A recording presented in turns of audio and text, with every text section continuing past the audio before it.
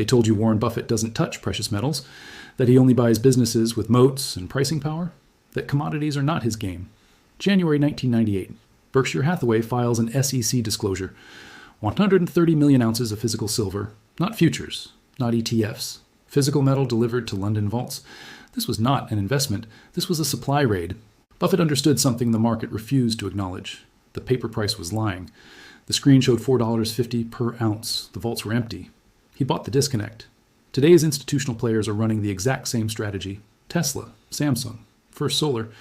They are accumulating physical metal while the paper price gets crushed by margin hikes and dealer manipulation. The playbook has not changed. The stakes are higher. Buffett started buying in July 1997. The accumulation continued through January 1998. 130 million ounces. The timing was surgical. Silver was trading at 20-year lows around $4.50 per ounce. Industrial demand was weak. Sentiment was destroyed. Retail investors remembered the 1980 Hunt Brothers collapse and wanted nothing to do with silver. But Buffett was not buying sentiment. He was buying a structural deficit that nobody was pricing in. The critical detail that separates this from every other commodity play: Berkshire demanded physical delivery. Not COMEX contracts, not paper promises. Physical bars shipped to London vaults under Berkshire's control. This was not speculation. This was supply chain warfare. The market's reaction proved the thesis. The moment Berkshire's position became public, the price spiked 50% in weeks. Why? Because the float vanished. Buffett had removed 20% of annual global supply from the market. Dealers scrambled. The paper-to-physical disconnect was exposed. But here is where it gets interesting.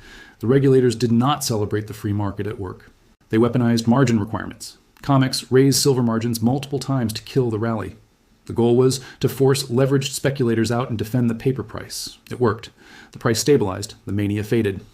Buffett held for nearly a decade.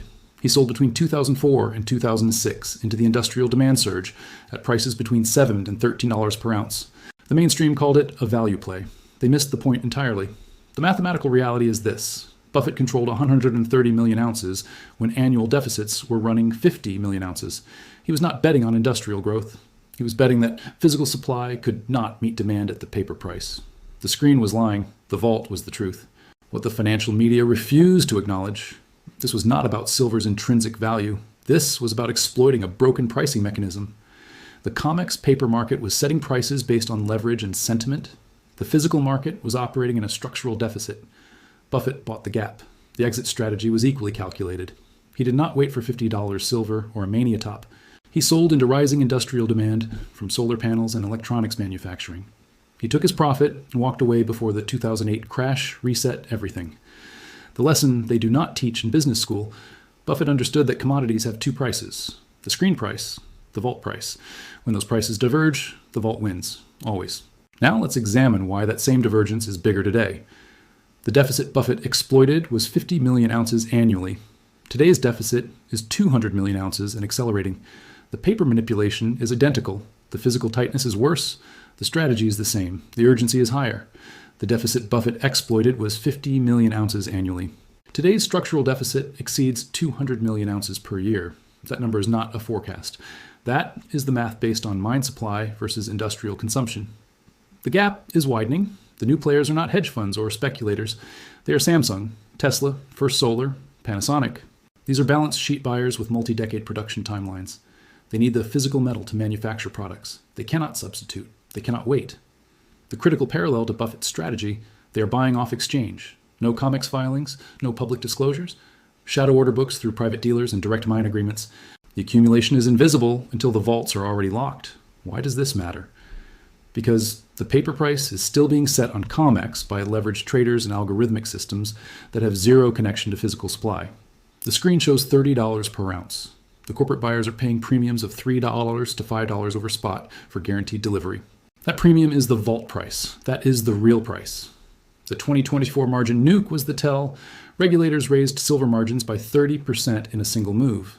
The stated reason was volatility management. The actual reason was to defend the paper price against a physical squeeze. They saw the inventories dropping. They saw the corporate buying accelerating. They deployed the same weapon they used against Buffett in 1998. But here is why it failed. You cannot bomb a physical shortage with paper regulations. Margin hikes work when the rally is driven by leverage and speculation. They do not work when the buying is balance sheet driven and delivery focused. Tesla does not care about margin requirements. They need 90 million ounces annually for vehicle electrification. Samsung needs 50 million ounces for photovoltaic panels and semiconductors. First Solar's demand alone is projected to hit 150 million ounces by 2030. The Buffett lesson they are applying: accumulate during paper manipulation before the supply crisis goes mainstream. Buffett bought at $4.50 when sentiment was destroyed. Today, his buyers are accumulating at $30 while the financial media talks about a bear market in commodities. The psychology is identical. The structural deficit is worse. What is different now? Buffett had an exit. He sold into cyclical industrial demand that could be met by increased mine production. Today's industrial demand is permanent. Solar panels have a 25-year lifespan. Electric vehicles are replacing internal combustion engines globally. 5G infrastructure requires silver for every antenna and circuit board. This demand does not go away when the economy slows. It accelerates. The 1980 comparison is instructive. The Hunt brothers tried to corner silver using leverage and futures contracts. They borrowed billions to control paper positions. When the margin calls came, they collapsed. The market called their bluff. Today's institutional buyers are using balance sheets, not leverage. They are buying physical metal with cash flow from operations. There is no margin call risk. There is no forced liquidation scenario. They are not trying to corner the market. They are trying to secure supply for production needs that span decades. The regulatory trap is the same. The response will be different. In 1980, regulators changed the rules mid-game and crushed the Hunt brothers. In 2024, regulators raised margins and the corporate buyers kept accumulating. Why? Because the buyers are not speculators. They are manufacturers. You cannot regulate away the laws of physics. Solar panels need silver. Vehicles need silver. The grid needs silver. Buffett's advantage in 1997 was timing. He acted when the paper price had disconnected from physical reality. Today's advantage is the same timing with 10 times the structural deficit. The paper manipulation is identical. The physical tightness is unprecedented. The window is closing. The 2011 crash created a generation of traumatized retail investors. Silver hit $49 in April 2011. By September, it was back to $26. The mania collapsed. Leveraged speculators were wiped out. The financial media declared silver dead. The trauma is still active. Retail sentiment remains bearish despite a 200 million ounce annual deficit. Investors remember the pain. They refuse to buy. This is the exact setup Buffett exploited in 1997. The current market structure is identical to 1997 with one critical difference. The deficit is 4 times larger. Buffett bought when annual deficits were 50 million ounces. Today's deficit is 200 million ounces and accelerating. The paper price is suppressed. The physical market is tight. Sentiment is destroyed. This creates the opportunity. Buffett's advantage in 1997 was acting when everyone else was paralyzed by fear. The mainstream analysts said silver was finished. Industrial demand was weak. Nobody wanted exposure. Buffett bought the physical metal and waited. Today's advantage is the same psychology with worse fundamentals. The paper price shows $30. The structural deficit is the largest in history. Corporate buyers are paying premiums for guaranteed delivery. Retail investors are sitting on the sidelines waiting for confirmation that will never come at these prices.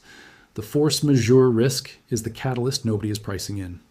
What happens when a major COMEX dealer cannot deliver physical metal against a contract? The paper market assumes infinite deliverability. The vault inventories say otherwise. LBMA inventories have dropped 300 million ounces since the 2020 peak. COMEX inventories are at multi-year lows. The eligible silver available for delivery is a fraction of the open interest. The system is operating on the assumption that most contracts will be cash settled or rolled forward. That assumption works until it does not. Backwardation is the warning signal. When spot prices trade above futures prices, the market is signaling physical tightness. Silver has been in backwardation multiple times in 2024. This is not normal. This is the market screaming that physical metal is worth more than paper promises. Buffett's strategy works now because the window is closing. In 1997, he had years to accumulate before the deficit became obvious. Today, the deficit is already here. Mine production is flat. Industrial demand is accelerating. The gap is widening every quarter. The regulatory trap remains. They can raise margins. They can change delivery rules. They can manipulate the paper price. But they cannot create physical metal. The laws of supply and demand are not negotiable. What Buffett understood in 1997 is the same truth today. When the screen contradicts the vault wins. The paper price can lie for months or years. But eventually, physical reality asserts itself. The corporate buyers know this. They're acting now. The strategy is simple. Buy physical metal during paper manipulation. Hold through the supply crisis. The paper price will catch up to the vault price. It always does. The only question is timing. Buffett had the luxury of patience. He held for nearly a decade. Today's buyers may not have that luxury. The deficit is larger. The inventories are lower. The corporate demand is permanent. The convergence between paper and physical is closer than most investors realize. Buffett's strategy was never complicated. Buy physical during paper manipulation. Hold through the supply crisis. Exit when the paper price reflects physical reality. The current setup is the same strategy with a bigger deficit and a shorter window. The paper price is suppressed by margin hikes and dealer manipulation. The physical market is operating in a structural deficit that cannot be solved by increased mine production. Do not wait for mainstream validation. Buffett bought when sentiment was destroyed and analysts declared silver finished. The vault price and the screen price are diverging. That divergence is the opportunity. The paper price will lie until the day it breaks. Subscribe for the physical supply updates they do not want you to see.